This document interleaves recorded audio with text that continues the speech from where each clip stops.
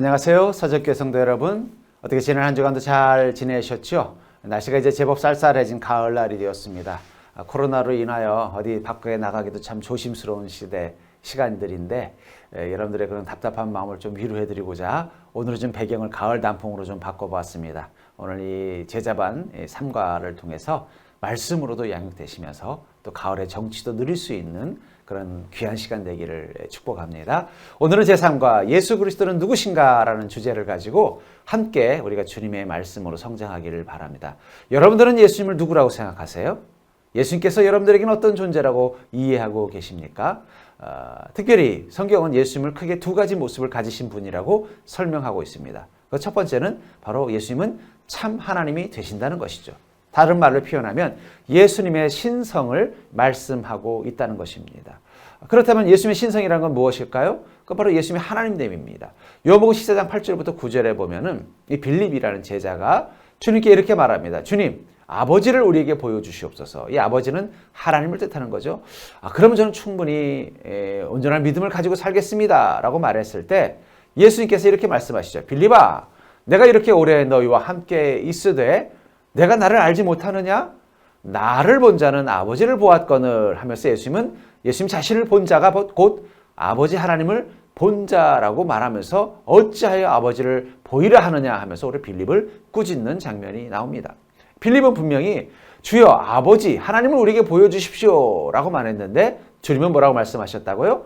나를 본 것이 하나님을 본 것이다 라고 말씀하고 있다는 것입니다. 이 말은 곧 나와 아버지 하나님은 곧 하나시라는 뜻이죠. 우리가 인간적으로 어떻게 아버지와 아버지라고 부르는 하나님과 아들이 일치할 수 있을까 하는 의문이 생길 것입니다. 그것은 다음 과에서 한번 다룰 내용이긴 하지만 굳이 예화를 든다면 이렇게 말할 수 있을 것 같아요. 우리 이재용 씨, 삼성전자의 부회장인 이재용 씨는 삼성전자의 부회장이면서 또한 실질적인 삼성그룹의 총수이기도 하죠. 그렇기 때문에 삼성전자의 직원들은 단순히 이재용 씨를 삼성전자 부회장으로만 이해하지 않고 삼성그룹 전체를 다스리는 총수로서 받아들이고 있을 것입니다. 그렇기 때문에 삼성전자 회장일지라도 아마 부회장, 자기보다 직급은 한 아래이지만 그 이재용 씨의 말을 듣고 그의 지시를 따르게 되게 되겠죠.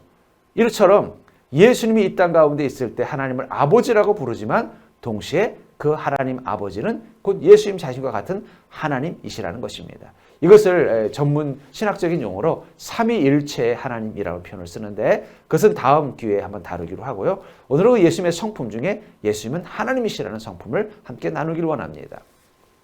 그럼 이 예수님께서 하나님, 이 신성을 가진 분이라는 증거가 무엇일까요? 두 가지를 말하고 있습니다. 그것은 바로 요한복음 14장 10절부터 11절에 나와 있는데요. 내가 아버지 안에 거하고 아버지는 내 안에 계신 것을 내가 믿지 아니하느냐? 내가 너에게 이르는 말은 스스로 하는 것이 아니라 아버지께서 내 안에 계셔서 그 일을 하시는 것이라. 내가 아버지 안에 거하고 아버지께서 내 안에 계심을 믿으라. 그렇지 못하겠거든 행하는 그 일로 말미암아 나를 믿으라. 이 예수님을 믿으라라고 말씀하시면서 무엇을 믿으라고 말하고 있습니까? 내가 아버지 안에 거하고 아버지께서 내 안에 계심을 믿으라. 다시 말해서 예수님께서는 이 말씀을 통해서 예수님 자신이 바로 하나님이시라는 것을 선언하고 계신 것이죠. 그러니까 내가 하나님이다 라고 예수님이 직접 말씀하셨다는 것이 바로 예수님이 하나님이라는 증거이고요.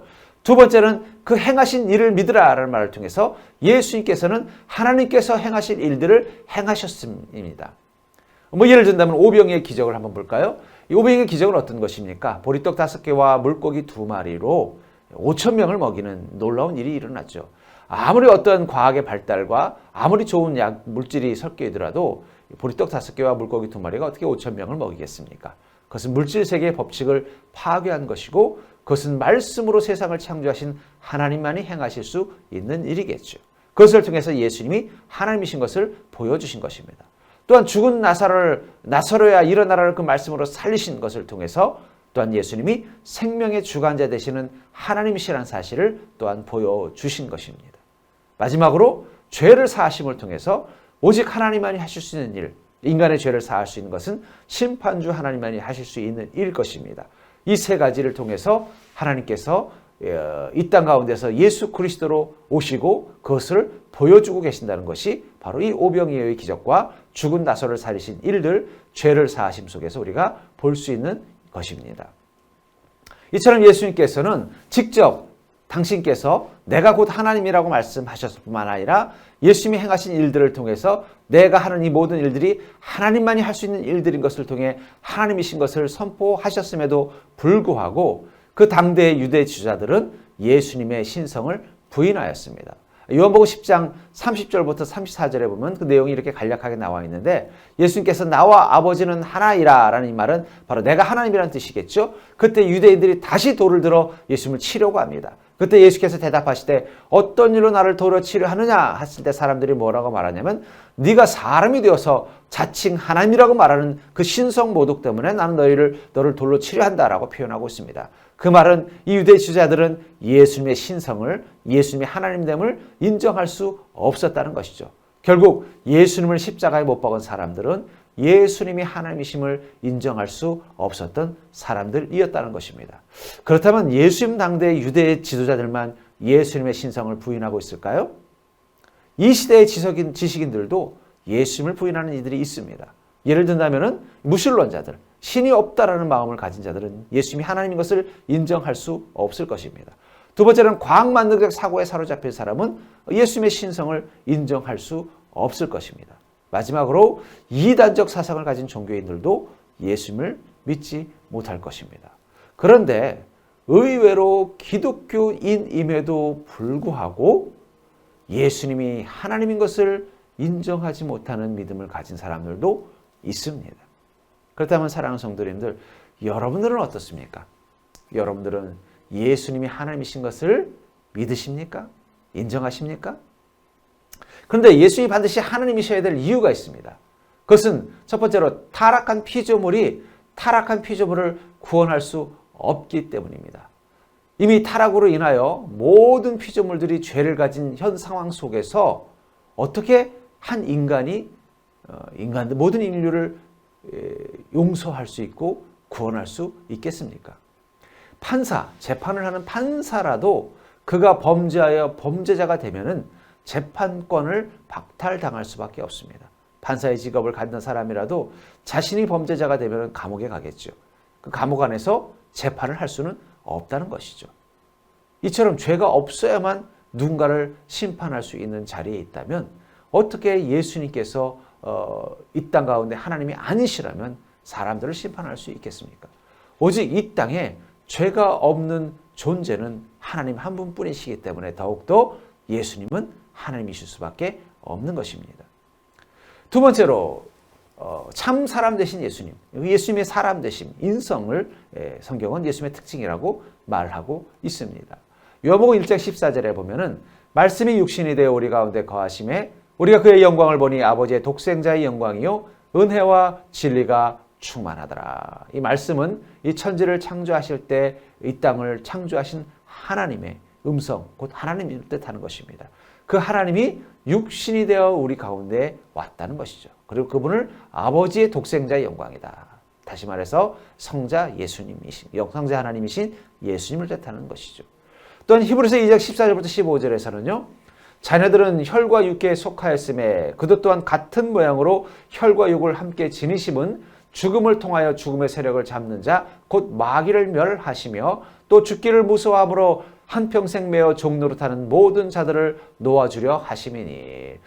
하나님의 자녀들은 혈과 육에 속하였다 하면서 바로 독생자이신 예수님도 우리와 똑같은 모양으로 혈과 육을 함께 지니고 이 땅 가운데 오셨다는 것이죠. 다시 말해서 예수님은 하나님이시지만 또한 한 인간으로 계셨다는 것입니다. 그런데 그 예수님이 한 인간으로 이 땅 가운데 오신 것은 죽음을 통하여 죽음의 세력을 잡는 자, 곧 마귀를 멸하게 하시기 위해서라는 거예요.